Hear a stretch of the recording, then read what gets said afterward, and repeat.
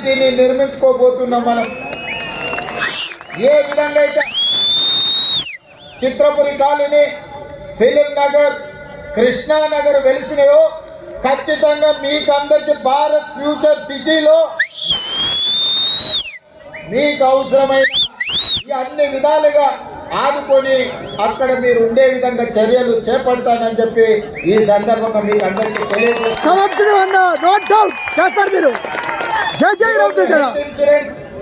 Death ఇన్సూరెన్సే కాదు, మా కార్మికులు ఆరోగ్య భద్రత పూర్తి స్థాయిలో తీసుకోవాలని, అనుకోకుండా ప్రమాదవశాత్తు ఎవరైనా మరణిస్తే ఆ కుటుంబాలను ఆదుకోవాలని.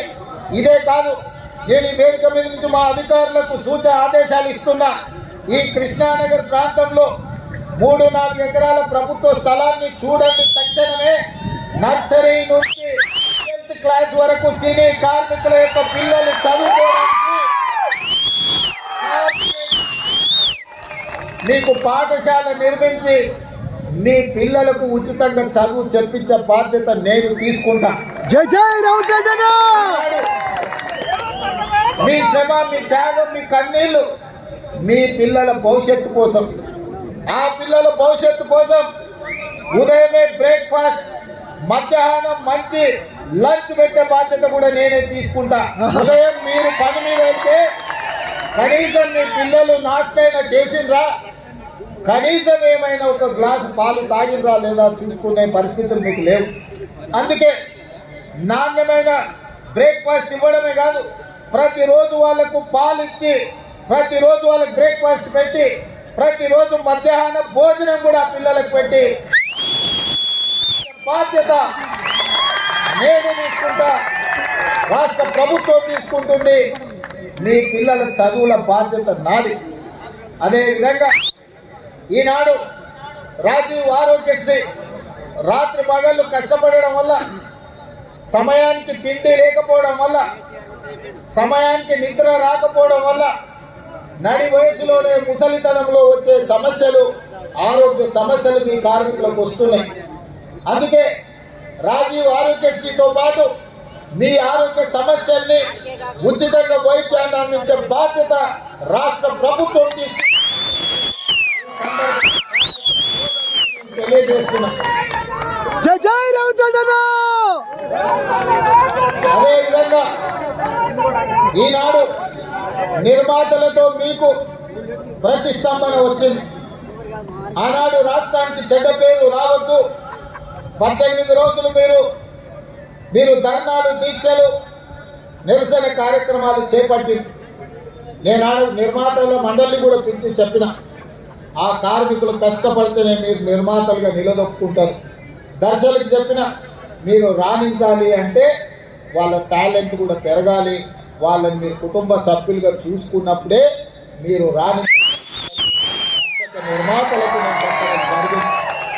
ఆ తర్వాత మిమ్మల్ని పిలిచాను, కూర్చున్నాను, మాట్లాడాను, మిమ్మల్ని అర్థం చేసుకోవడానికి, మీ సమస్యల సహేతుకతను అంచనా వేయడానికి ప్రయత్నం చేసిన. అందుకే ఈనాడు మీతో కలిసి ఆ రోజు చెప్పిన, నేను నా ఇంటికి మీరు రావడం కాదు, మీ ఊరైన కృష్ణానగర్కి నేనే వస్తా.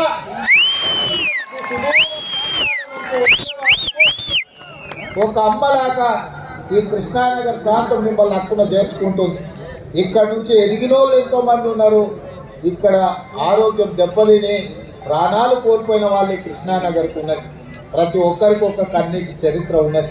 అందుకే ఈ కష్టాలను వీలైనంత మేరకు 100% తీరుస్తానని నేను చెప్పను. ఎందుకంటే నేనేం దేవుడిని కాదు, మానవుడినే. తప్పకుండా ప్రభుత్వం చేయగలిగిన పనులు తప్పకుండా చేసే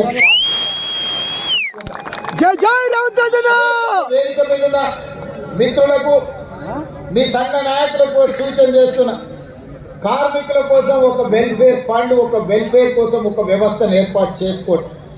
దానికి రాష్ట్ర ప్రభుత్వం నుంచి అప్ ఫ్రంట్ గా 10 కోట్ల రూపాయలు ఆ వెల్ఫేర్ ఫండ్ కింద నేను డిపాజిట్ చేస్తాను.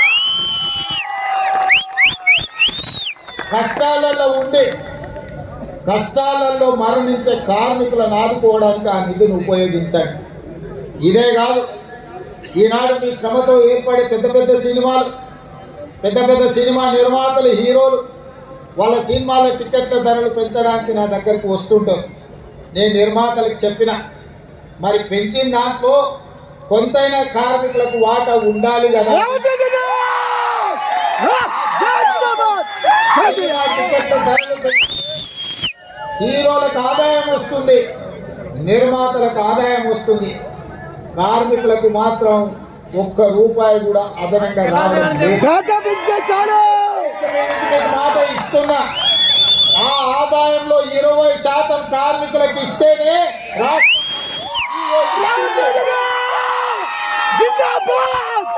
మీ శ్రమతో సంపాదించే ప్రతి రూపాయిలో మీకు వాటా ఉండాలి, మీకు భాగస్వామ్యం ఉండాలి.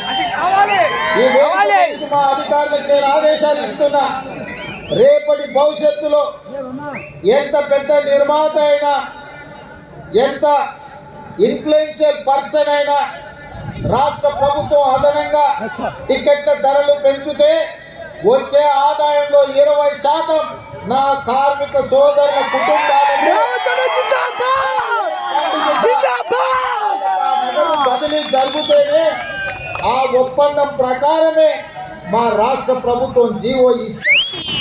నిబంధనలు చెప్పి ఈ సందర్భంగా కార్మిక సోదరులకు నేను మాట ఇస్తున్నాను. ఎందుకంటే మీ శ్రమతోనే, మీ కష్టంతోనే ఈనాడు సినిమా గొప్పగా రాణిస్తుందంటే, మన సినిమాకు అత్యధికంగా కనక వర్షం కురుస్తుందంటే మీ శ్రమ ఉన్నది కాబట్టి అందులో మీకు భాగస్వామ్యం ఉండాలనేది నా ఆలోచన. మిత్రులారా, కొంత ఇంతకుముందు మా సోదరులు చెప్పారు, సార్ మాకు ఇళ్ళ గురించి ఏదైనా చూడాలని. తప్పకుండా ఈ కార్మికుల కోసం ఏం అవకాశాలు ఉన్నాయో పరిశీలించలేదు. తప్పకుండా ఇళ్ళ కోసం ఏం సహాయం చేయగలను నేను ఒకసారి అంచనా వేసుకున్న తర్వాత మీ 24 క్రాఫ్ట్స్ అసోసియేషన్ నాయకులను పిలిచి వాళ్ళతో మాట్లాడి మీ సమస్యను పరిష్కరించే విధంగా తప్పకుండా ఈ పరిష్కారం చూపిస్తాం. అదేవిధంగా మీ అసోసియేషన్కి భవన్ లేదని కూడా నా దృష్టికి వచ్చింది. మరి కార్మిక సంఘాల నాయకులు వాళ్ళు చెప్పాలి, ఖచ్చితంగా దానికోసం కొంత స్థలాన్ని కేటాయించి నిర్మించుకోవడానికి అవసరమైన ఆర్థిక సహాయాన్ని కూడా రాష్ట్ర ప్రభుత్వం తరఫున చేసే బాధ్యత. అదేవిధంగా ఫైటర్స్కి, సినీ కార్మికుల యొక్క ప్రాక్టీస్కి కొంత స్థలం కేటాయిస్తే బాగుంటుంది అని ఇంకొంతమంది చెప్పారు. పరిగణలోకి తీసుకొని ఈనాడు మనం నిర్మించుకోబోయే భారత్ ఫ్యూచర్ సిటీలో మీకు కావలసిన వసతులను ఏర్పాటు చేయడానికి రాష్ట్ర ప్రభుత్వం నిర్ణయం తీసుకుంటుంది. అందుకే ఈనాడు ముఖ్యమంత్రిగా కాదు, మీ కుటుంబ సభ్యుడిగా నేను ఇక్కడికి వచ్చిన. ఈ ప్రాంతంలో ఉండే